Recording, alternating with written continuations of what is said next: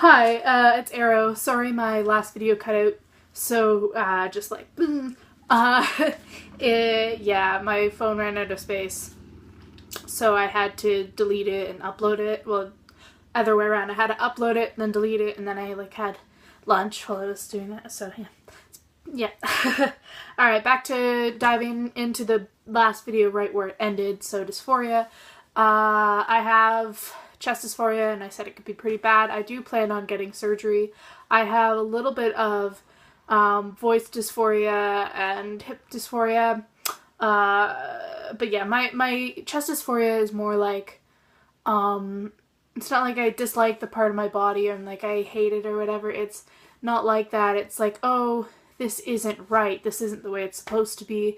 I'm supposed to have a flat chest. That's the way it always should have been. And I can almost, like, I look in the mirror and I picture myself with my chest underneath it, and looking at these foreign things is like wrong, and it's not what it's supposed to be, and it just feels so uncomfortable and wrong, and it's not me, and it's so foreign to me, and it's just, yeah, that's what it feels like.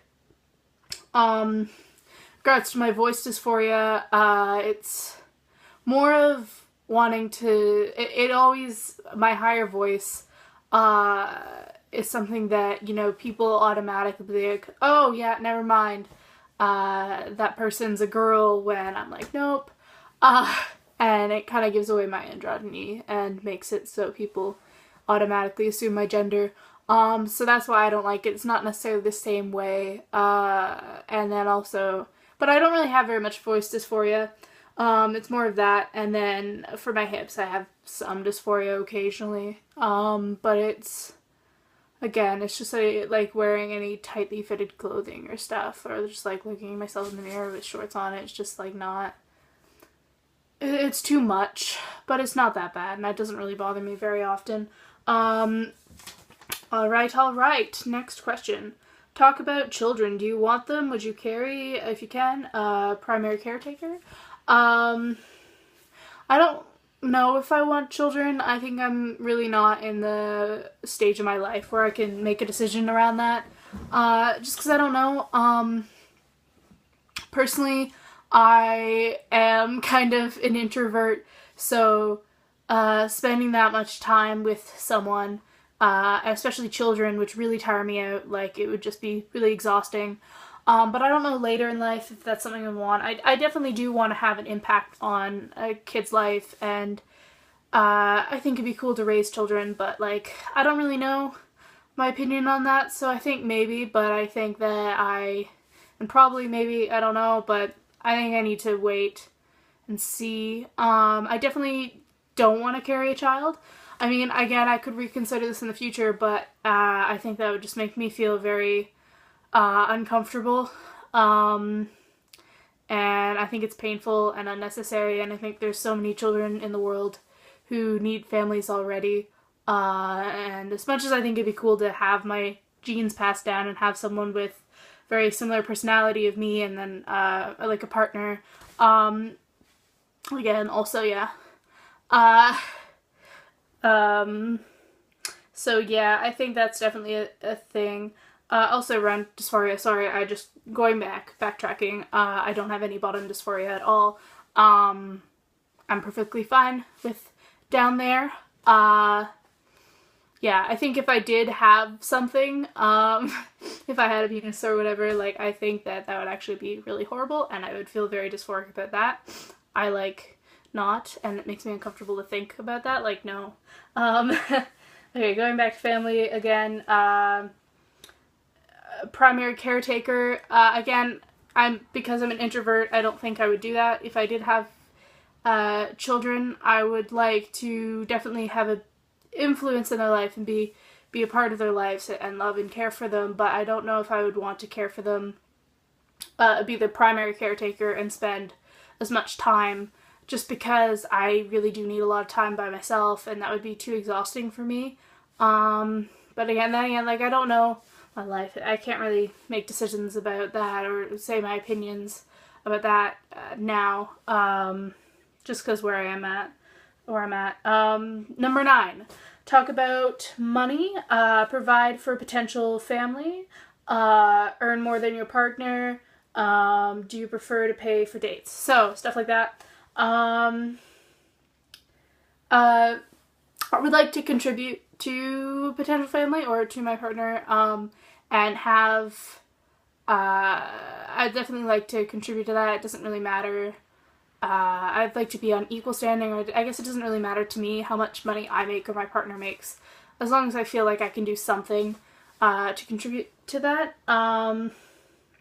I don't care about, I don't care about earning more than a partner, or earning less.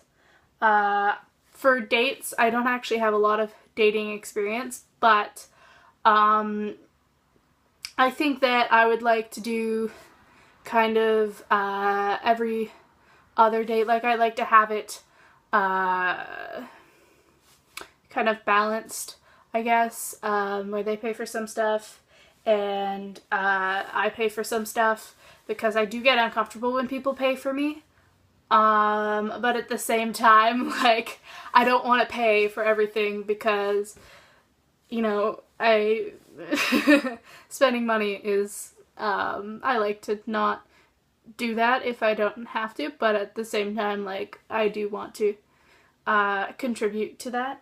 So again, I think every other date or whatever, and fun fact, it's just a tip, dating, if you get the person to pay for the first date and then you make it, say that, hey, I'll pay for the second date, that if the first date goes bad, then you don't have to see them again and you don't have to waste your money on a bad date. Does that mean? I don't know. But then if they're good, then you go and do something really exciting. And planning dates, I think, again, is also something you do together or something you take turns doing, and constant communication is important in relationships. That's my opinions. Any other things you want to say about your gender? So, my gender is interesting, again, because I am a gender, but I do express and feel masculinity and femininity, but I think everyone does, despite their gender. I think everyone feels mixes of those, or like feeling neutral or feeling a mix, but like it's like not my gender, it's separate to that, it's just like on another level. My gender is still genderless, that's makes me most comfortable. Yeah, and I like the way that I dress doesn't make my gender more or less valid, and I totally believe that. I just dress the way I do because I like the style, and I look at myself and I'm like, that looks like me and it looks good. It doesn't really have to do with my gender, it's more of style, right? Like, you know, it has to do with the things that I like and the things that I feel comfortable in, and I find that separate.